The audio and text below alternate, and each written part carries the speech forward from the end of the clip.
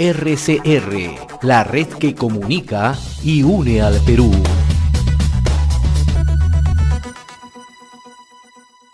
Vamos a establecer comunicación a esta hora con Miguel Ángel Ibarra, es un reconocido politólogo, analista en temas políticos, ¿no?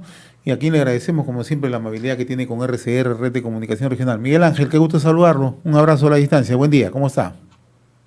¿Qué tal, José? ¿Cómo estás? Muy buenos días a toda tu audiencia. Gracias por la invitación.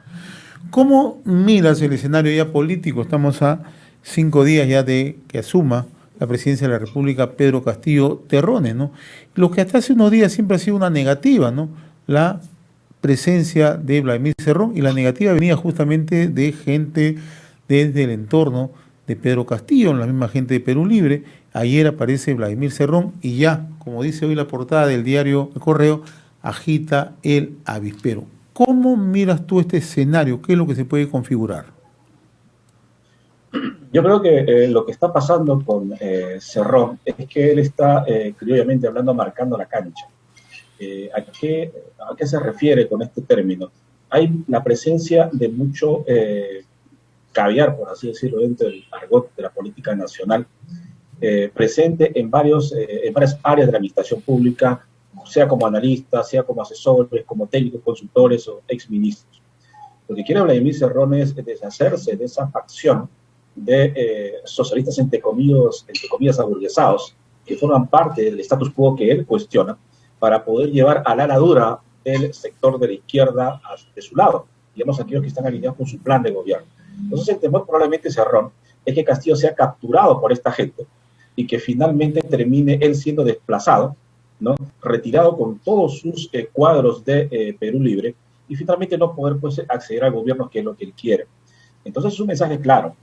Aquí o va a gobernar la izquierda pura, marxista y leninista, con el programa que ellos tienen, o va a gobernar la izquierda socialista intermedia, digamos, que es la que ha mantenido los gobiernos de Yantumala, el gobierno del mismo Sagasti, ¿no? Que es un poco la propuesta que tiene con ellos, y ese es el temor, creo yo, de Vladimir Cerrón. Ahora, ¿qué viene de aquí para adelante en el país? Por una parte, para empezar, por el paños fríos, la campaña ya acabó, el discurso y el lenguaje duro tiene que parar, no podemos generar más violencia. El país necesita un poco de paz y tranquilidad para poder cuadrar lo que es la política pública en estos años que viene.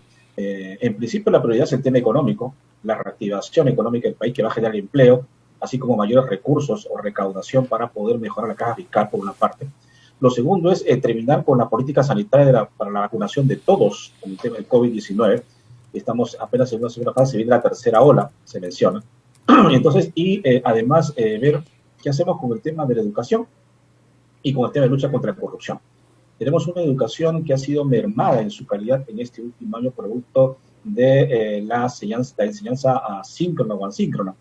Entonces, eso ha generado que, digamos, no haya una mayor fortaleza, y no sabemos cómo vamos a ir en la prueba PISA, que este año debe darse respecto a la evaluación de competencia de los estudiantes.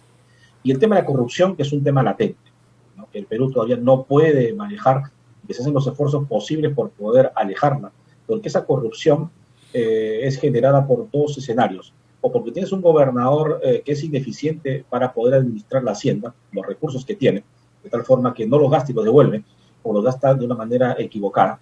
Y lo segundo es porque el desconocimiento de cómo manejarlo ayuda a veces a que gente que tiene ya un vínculo, digamos, con algunas organizaciones de empresas corruptas dedicadas a usar los fondos públicos, se enquista dentro de un gobierno y empieza a corromperlo hasta acabar con sus recursos. Entonces, son temas muy serios que el país tiene que ver. Más allá del tema si se reforma la Constitución o no, porque fíjate, en la Constitución no existe ninguna norma que establezca que hay la posibilidad de convocar a una asamblea constituyente. No le da potestad ni facultad ni al presidente de la República ni al Congreso de la República. Pero sí el Congreso de la República puede hacer reformas. Recuérdenme que hasta la fecha hemos hecho 21 reformas constitucionales y todas han sido hechas en medio de debates, de participación abierta, y estas se han convertido en leyes de reforma constitucional. Ahora, tú señalabas hace unos momentos, Miguel Ángel, ¿no?, que esta aparición de Vladimir Cerrón marca la cancha, ¿no? Entonces, la gran pregunta que nos hacemos, ¿no?, a pocos días de la transmisión presidencial, la toma de decisiones, ¿cuánto va a influenciar Vladimir Cerrón en esta toma de decisiones del futuro gobierno, ¿no? Porque hoy también, ¿no? Ya más o menos, incluso hoy el semanario Hildebrand en sus 13 asegura que una de las propuestas que va a plantear en su mensaje presidencial Vladimir Cerrón es justamente, ¿no?, el tema de la Asamblea Constituyente, tantas veces negada, ¿no? Porque se decía que en la primera etapa, ¿no?, digamos, aquellos que se habían incorporado como invitados al entorno de Pedro Castillo trataban de morigerar este discurso, ¿no? Pero con la presencia de Cerrón, la gran pregunta es, ¿no?, utilizando la misma analogía que uno de sus allegados a Cerrón decía, quien corta el jamón es Vladimir Cerrón, ¿no?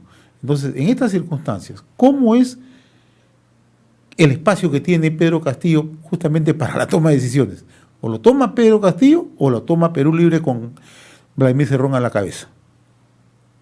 Bueno, el tema es que existen, digamos, muchos factores que tiene que considerar tanto Vladimir Cerrón como el propio Pedro Castillo.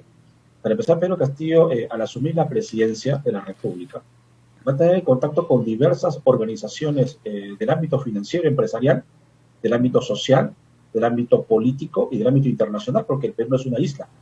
Nosotros tenemos, por una parte, en cuanto a la política internacional y el comercio internacional, una serie de acuerdos, convenios y contratos suscritos con países, con empresas para poder generar una serie de explotación de recursos, ¿verdad? Por otra parte, tenemos un conjunto de reglas de juego que establece la estabilidad jurídica y la certidumbre jurídica de todas las actividades empresariales que realiza el sector privado en nuestro país. Las reglas de juego, mejor dicho. Entonces, si hablamos de una reforma de ese calibre, que va a cambiar toda la estructura administrativa del Estado, de pronto los derechos y las libertades de las empresas, entonces estamos hablando de lo que va a venir para el país, al margen de que sea Castillo, el señor Cerrón el que toma la decisión, un periodo de crisis. El dólar se ha disparado hace poco, casualmente, porque hay incertidumbre. Y si la incertidumbre sigue creciendo, los capitales van a seguir yéndose, ¿no? Hace poco había una migración de capital importante, como mencionó el diario de gestión, de muchos millones de dólares que han salido del país hacia otros lugares para buscar, evidentemente, protección. Entonces, ¿qué es lo que pasa aquí? Recordemos que todas las reformas constitucionales que han tenido el país han sido en gobiernos que no eran democráticos. La de 79 fue en el gobierno militar de Morales Bermúdez. La de 93 fue en el gobierno de facto de Alberto Fujimori. Y las anteriores han sido exactamente lo mismo. ¿Qué significa eso? Que una reforma constituyente va necesariamente a llevar a la ruptura del orden constitucional y democrático. Sea forzado, como en este caso, o sea porque, digamos, tendría que darse porque el proceso político así lo requiere. ¿Bien? Entonces, si es forzado, como se llega en 93, tras la disolución del Congreso, estaremos entrando en una crisis política. Además, un tema importante, fíjate, José, una reforma constitucional no dura 24 horas, ni 48, ni un mes, ni 3 meses. Puede durar 2 años o 1 año. Y después de esos 2 años tiene que ir a referéndum. Y después de ese referéndum tiene que ir a aprobación del Congreso. Entonces la pregunta es, ¿el país va a resistir 1 año de incertidumbre jurídica? ¿La empresa va a tolerar ese año sin saber qué va a pasar en el proceso de debate de la constituyente? Difícil. Ahí estriba el Muy tema, difícil. Miguel Ángel, ¿no? Porque esa situación de incertidumbre de la que tú mencionas, en efecto, se va a dar si Pedro Castillo insiste en el tema de la Asamblea Constituyente, ¿no? Como yo te mencionaba hace unos instantes, se ha tratado de morigerar, pero parece ser que los indicadores son otros, ¿no? Y el otro indicador es el tema de la mesa directiva en el Parlamento Nacional, ¿no? Escuchamos en reiteradas oportunidades, ¿no?, a los propios representantes, no solamente de Perú Libre, ¿no?, hablar, decir, no, hay que buscar el equilibrio de poderes, ¿no?, el contrapeso, ¿no? Pero ahora vemos que la cosa es diferente. Ellos se aspiran, y es más, ayer hemos conversado con representantes de Perú Libre, insisten que no tienen ninguna capacidad de que la gente se oponga a decir que Perú Libre no presida la mesa directiva. Ellos quieren presidir la mesa directiva, ¿no? Entonces, y en esa disyuntiva incluso hay agrupaciones, hay bancadas que están apoyando esto, ¿no? Entonces, ¿de qué contrapeso hemos estado hablando? ¿Por qué te traigo a colación todo esto, no? Porque en la política en el Perú nos estamos acostumbrando a tener un discurso a las 6 de la mañana y otro discurso a las 2 de la tarde, ¿no? Cambiamos permanentemente, ¿no? Y esa situación le está haciendo muchísimo daño al país, ¿no? Entonces, lo que antes reclamaban contrapeso, ¿no? La señora Verónica Mendoza en innumerables oportunidades decía, tiene que haber un contrapeso en el Parlamento, ¿no? Los señores de la izquierda decían, tiene que haber un contrapeso, ¿no? Y ahora que debería haber un contrapeso, estamos en otro escenario. ¿Cómo lo analizas tú? Bueno, aquí hay un tema importante que tú has mencionado. Lo que sería lo más prudente es que la mesa directiva que se escoja este lunes 26, hasta el momento siguen juramentando los congresistas, tengo entendido, debería ser una mesa, digamos, que genere esa posibilidad de acuerdos, de consensos, ¿no? Para poder establecer una agenda política que no sea conflictiva, que no nos lleve ni a la disolución del Congreso, ni nos lleve a la vacancia presidencial, porque ese es el temor, que en ambos extremos puede haber un conflicto, ¿no? Que pueda generar una crisis tanto para el Ejecutivo como para el Legislativo. Entonces, lo que puede pensar uno en ese momento es quién golpea primero, porque el que golpea primero golpea dos veces. Recuerda que para que se pueda encerrar el Congreso tiene que haber dos censuras al gabinete. En cambio, el presidente tiene que ser vacado a través de un antejuicio, digamos, para un tema de incapacidad moral permanente que tendría que aprobar el Congreso, probablemente en 2 o 3 sesiones. Entonces hay ese escenario de desconfianza, que podría pasar eso. Y entonces, evidentemente, el partido de gobierno, para hacer sus reformas y para aprobar una ley de reforma constitucional, necesita tener mayoría. O sea, la única forma de que Castillo pueda plantear o su política de gobierno de manera integral o ir a una reforma es que el propio Congreso apruebe la reforma. Por eso es que requiere la mayoría. Ahora, el tema es eso, cuánta inestabilidad le generaría al país. Yo creo que lo que tiene que ver por ambas partes es un poco de mesura, de tranquilidad y priorizar no la reforma, que puede ser importante quizás en algunos artículos, pero que no es prioritaria. Lo prioritario del país es la reactivación económica. Lo prioritario en el país es continuar con la vacunación. Lo prioritario en el país es el tema de la lucha contra la corrupción. O sea, hay temas de agenda. No hemos elegido Tribunal Constitucional. Entonces, lejos de avanzar en todo eso, vamos a ponernos a debatir durante todo un año sobre una reforma constitucional sin solucionar los problemas más inmediatos. Entonces, es un tema pues que sí nos lleva a preocupación, porque si tú dejas sin efecto la Constitución del 93 para ir a una asamblea constituyente, estás dándole al presidente facultades para que gobierne por decretos en todos los ámbitos de la actividad nacional. Entonces, recordemos que en un momento decía el propio Castillo que no tenía sentido la existencia de la Defensoría del Pueblo, por ejemplo, ¿no? Sin embargo, después buscó la Defensoría para poder defenderse sobre un tema que tenía persecución. Entonces, hay temas pues que sí son relevantes.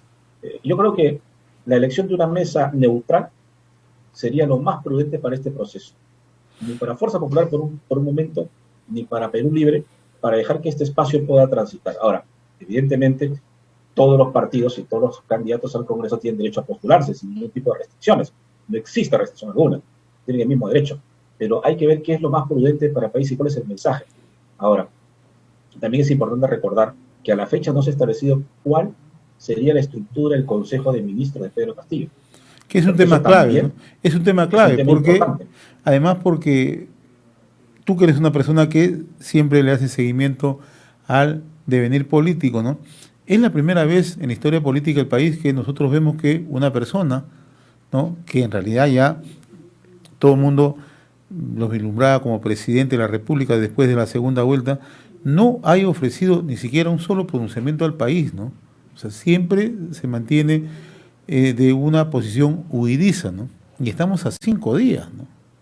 Entonces, Pedro Castillo no ofrece una declaración pública ni a la prensa nacional ni a la prensa extranjera 2 semanas antes de la segunda vuelta y post segunda vuelta, ¿no? Y como bien tú lo anotas, lo primordial es conocer quién va a ser su gabinete, que también es una muestra, si no de confianza, es una muestra de transparencia hacia el país. Eso no lo tenemos, y quien lo ha anunciado anoche, de una u otra manera, ya de una manera implícita, es el propio Vladimir Cerrón, ¿no? Claro, efectivamente, te lo he dicho. Ni siquiera con el gobierno de Humala, ¿recuerdas? Que Humala tenía el mismo discurso, ¿no? Parecido al de Castillo. Vamos a reformar la Constitución, vamos a hacer cambios, ¿no? Casi el mismo discurso. Finalmente, Humala no reformó nada, no pudo reformar. Mantuvo el modelo económico y la estructura del Estado. Fortaleció unos programas sociales de pronto, como Pensión 65, importante para su momento, hasta hoy incluso. Y, como tú mencionas, había incertidumbre respecto a quiénes conformarían el gabinete de Ollantaytamala, si recuerdas. Claro, sí. Eso se resolvió más antes que ahora. Hubo la misma incertidumbre. Pero, ¿qué pasó al final? Se logró escoger un conjunto de profesionales que mantuvieron de alguna u otra manera el modelo político. Y aun cuando hubo conflictos, digamos que la mayoría que logró conseguir de alguna u otra manera Ollantaytamala en su momento con Gana Perú, le dio estabilidad a lo largo de sus 5 años de gobierno. Finalmente, por supuesto, temas se cayó. Pero estamos en el mismo escenario. El Consejo de Ministros que pueda plantear Pedro Castillo va a determinar la confianza que pueda generar en el sector empresarial, la tranquilidad al mercado financiero, a los exportadores, así como al público de la calle, al público de a pie que vive día a día, porque si la economía se estanca y se paraliza, lo que va a pasar es que el que está en la calle no va a poder vender nada, porque la economía se va a restringir, se va a reducir porque todo el mundo va a ahorrar, y va a empezar a ahorrar porque no sabe en qué momento viene la crisis. Entonces, que el señor Castillo no diga hoy quién va a ser su ministro de Economía. Mira, hay 4 ministerios claves que él tiene que definir. Economía y finanzas, importante. Salud, relaciones exteriores y educación. Él tiene que tener claro que esos 4 ministerios son claves para poder mantener la actividad del país. El tema de justicia se mantiene solo, el tema de legitimidad también, ¿no? Hay ministerios que no son, digamos, tan fuertes como estos. El de economía es clave, porque tú vas a manejar el tema de la hacienda. Desde el aspecto tributario, ¿sí? ¿Cuánto vas a tributar ahora? La recaudación, ¿no? Así como el tema de cómo va a ser la distribución del presupuesto. Porque por más que tengamos un PBI fuerte y unas reservas importantes, no significa que vayas a dilapidar todos los recursos, ¿no? Hasta que esto se acabe. Porque lo que hace el gobierno es, ¿no? Cuando viene la crisis, abre la bóveda, saca dinero y empieza a inyectar. Pero cuando se acaba ese dinero, ¿qué hacemos? Porque ese dinero no viene de la nada, viene de los impuestos que paga la empresa privada. Entonces hay un tema que hay que valorar. Y en el sector salud, porque la vacunación no ha terminado, en realidad. Continúa, estamos por venir con la tercera ola. Así que ya no llegó al Perú.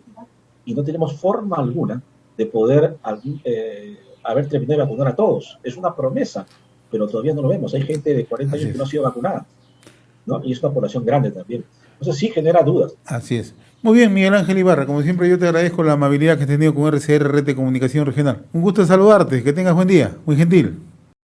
RCR, la red que comunica y une al Perú.